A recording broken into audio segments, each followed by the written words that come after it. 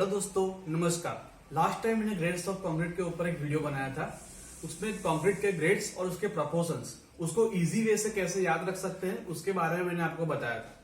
अगर आपने वीडियो नहीं देखा है तो नीचे डिस्क्रिप्शन बॉक्स में दिए गए लिंक से वीडियो को देख सकते हो। मैं आपको इसलिए बोल रहा हूँ कि आज का वीडियो जो है उससे रिलेटेड है। अगर आपको दो ग्रेड दिए गए हैं कंक्रीट के, उन दोनों में से कौन सा ग्रेड कॉस्टली है, अगर आपको वो जानना है तो आज का वीडियो आपके लिए बहुत खास है। तो चलिए आज का वीडियो शुरू करते हैं। तो यहाँ पे शुरू करते हैं कौन से ग्रेड का कंक्रीट काफ़ी कॉस्टली होता है। यहाँ पे हम लोग एग्जाम्पल से बात करेंगे। एज पर इंडियन स्टैंडर्ड 456/2000 जो कोड हमारा है, उसके अंदर M15 और M20 ग्रेड का मैंने प्रपोर्शन यहाँ पे लिखा हुआ 1:2:4 M15 के लिए और M20 के लिए 1:1.5:3। तो टोटल ये 1 + 2 + 4 = 7 हुआ और 1 + 1.5 + 3 = 5.5 हुआ। अब ये 7 ये हमारा समझ लो ये 100% है और ये 5.5 जो है वो भी समझ लो हमारा 100% है। अब ये 7 अगर आपका 100% है तो मैं यहाँ पे इक्वेशन लिखूंगा जो हमारा 5th स्टैंडर्ड का कॉमन इक्वेशन है।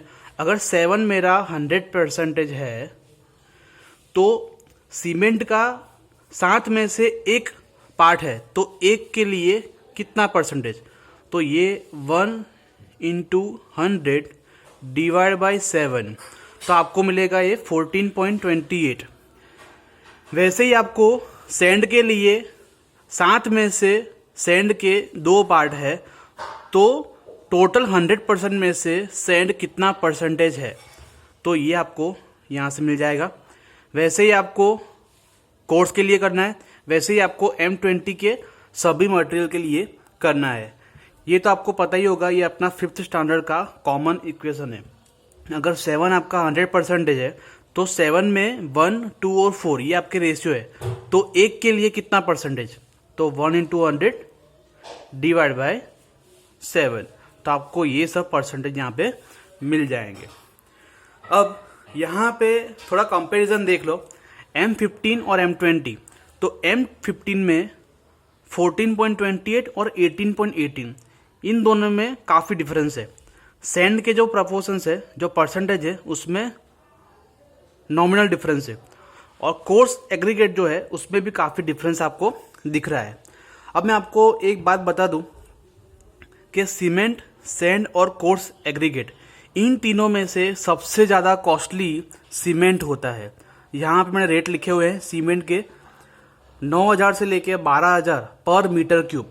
अगर पर मीटर क्यूब वॉल्यूम मुझे लेना है सीमेंट का तो इतना रेट मुझे पड़ेगा और ये रेट वेरी भी हो सकता है, ब्रांड के हिसाब से, ग्रेड के हिसाब से ये रेट वेरी भी हो सकते हैं। अगर सैंड लेने जाऊंगा तो 600 से लेके 900 रुपये पर मीटर क्यूब, ये भी आपके रेट वेरी हो सकते हैं। कोर्स एग्रीगेट लेने जाऊंगा तो 1200 से लेके 1900, 2000 तक भी ये रेट जा सकते हैं। ये सब रेट वेरी हो सकते हैं, पर यहाँ पे आप देख सकते हो कि सैंड और कोर्स एग्रीगेट के कंपैरिजन में सीमेंट का रेट ऑलमोस्ट 6 से 7 गुना है। तो यहाँ पे देखो M15 और M20 इन दोनों में से M20 में सीमेंट का प्रपोर्शंस ज़्यादा है। अगर मैं रेट की बात करूँ तो अगर प्रपोर्शंस ज़्यादा है तो उसका रेट भी ज़्यादा ही होगा, क्योंकि देखो यहाँ पे सीमेंट का रेट अगर ज़्यादा है, प्रपोर्शन ज़्यादा है, तो उसका रेट भी यहाँ ज़्यादा है। तो M20 मिक्स मुझे बनाने में काफ़ी कॉस्टली लग जाने वाला है। M15 के कंपैरिजन में M20 का जो ग्रेड है काफ़ी कॉस्टली मुझे पड़ने वाला है, क्योंकि उसके अंदर सीमेंट का प्रपोर्शन ज़्यादा है और सीमेंट का रेट सैंड और कोर्स एग्रीगेट से ज़्यादा ही होता है। यहाँ पे आप देख सकते हो। तो इन दोनों में देखा जाए तो M20 M15 से ज़्यादा कॉस्टली मुझे पड़ने वाला है। ये हमेशा ध्यान में रखो, जैसे जैसे आपका ग्रेड कंक्रीट का बढ़ेगा वैसे वैसे उसकी स्ट्रेंथ भी बढ़ेगी और साथ में उसका कॉस्टिंग भी बढ़ने ही वाला है। अगर मैं M20 और M15 ग्रेड की बात करूँगा तो M20 ज़्यादा है। M20 और M25 की बात करूँगा तो M25 M20 से ज़्यादा कॉस्टली मुझे पड़ेगा। M25 और M30 की बात करता हूँ तो M30 मुझे ज़्यादा कॉस्टली पड़ेगा। अगर दो कंपैरिजन कर रहे हो ग्रेड की, तो जिस ग्रेड का जो ग्रेड आपका हायर साइड है उसका कॉस्ट आपको ज़्यादा ही पड़ने वाला है। तो यहाँ पे देख पा रहे हो आप लोग, यहाँ पे सीमेंट का प्रपोर्शन ज़्यादा है, इसलिए M20 ज़्यादा कॉस्टली है। ये आप लाइट कर लो। अगर कंक्रीट का ग्रेड इंक्रीज हो रहा है तो उसका रेट भी इंक्रीज होगा।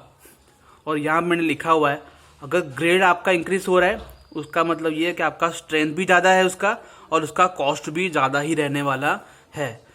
तो ऐसे आप कौन सा ग्रेड का कंक्रीट ज़्यादा कॉस्टली है दो में से, वो आप पता कर सकते हो। तो ये मैंने आपको विथ कैलकुलेशन बताया हुआ है। इसमें मेनली ये प्रपोर्शंस कैसे इसके निकालते हैं हम लोग परसेंटेज, वो आपको मालूम होना चाहिए। फिर भी आपको कोई क्वेरी है तो कमेंट बॉक्स पे लिख के आप मुझे बता सकते हो। धन्यवाद।